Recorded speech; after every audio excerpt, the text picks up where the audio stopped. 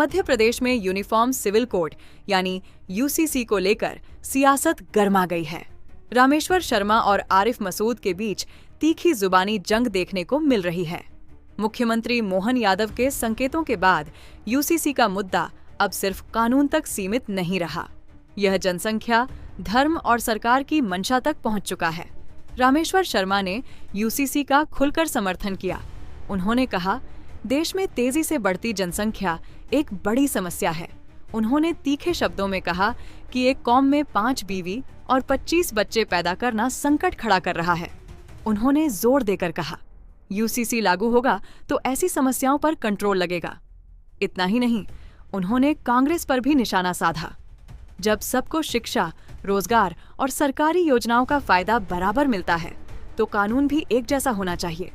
उन्होंने हम दो, हमारे दो का नारा दोहराते हुए कहा, सभी को यूसीसी का समर्थन करना चाहिए। और फिर बयान और भी तीखा हो गया।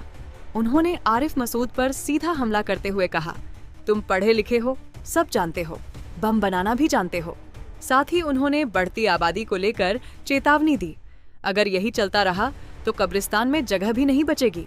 हिंदुस्तान की मांग है और हिंदुस्तान की डिमांड है कि आम नागरिक ही चाहते हैं कि एक जैसा कानून हो। जब एक राष्ट्र है, एक विधान है, एक निशान है, एक प्रधान है, और अब तो हम एक वन नेशन वन इलेक्शन तक करने के लिए तैयार है। तो हिंदुस्तान में ये कौन सा नियम है कि एक कौम के लोग 5 बीवी 25 बच्चे पैदा कर रहे हैं और एक व्यक्ति एक ही शादी करके 2 बच्चे पैदा कर रहा है। तो ये कहीं ना कहीं एक तरह से जनसंख्या का भी एक तरह से विस्फोट हो जाएगा और इस विस्फोट को रोकने के लिए सामान्य नागरिक कानून की लागू करने की आवश्यकता है। आदिवासी बेचारा कितने साल से जंगल में है।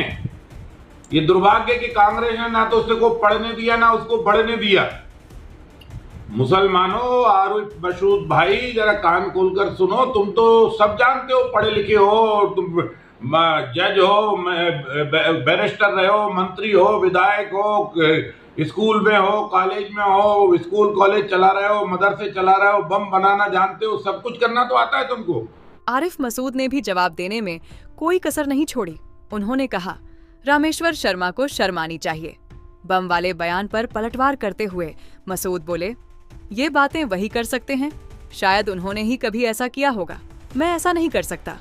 उन्होंने सरकार पर बड़ा आरोप लगाया, प्रदेश में लोग गैस और खाद जैसी बुनियादी जरूरतों से जूझ रहे हैं और सरकार ध्यान भटकाने के लिए यूसीसी ला रही है।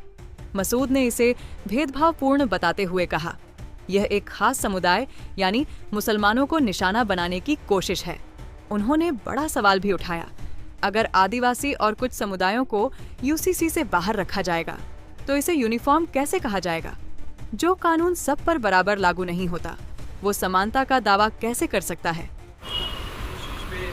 इससे अंदाज़ा लगा लेना चाहिए कि किस तरह के जनप्रतिनिधि हैं। 5-5 चुनाव, 4-4 चुनाव लड़ चुके हैं, विधानसभा में जा चुके हैं।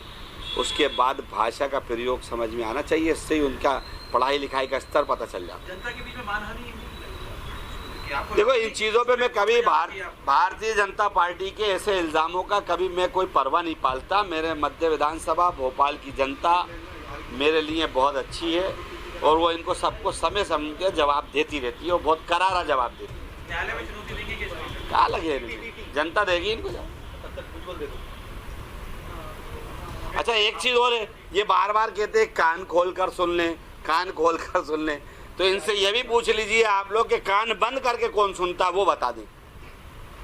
मेरी नॉलेज में तो दुनिया में हर इंसान, जानवर सब कान खुले होते हैं तभी सुना जाता है। ये पहला व्यक्ति है जो बार बार कहता है कान खोल के सुन ले।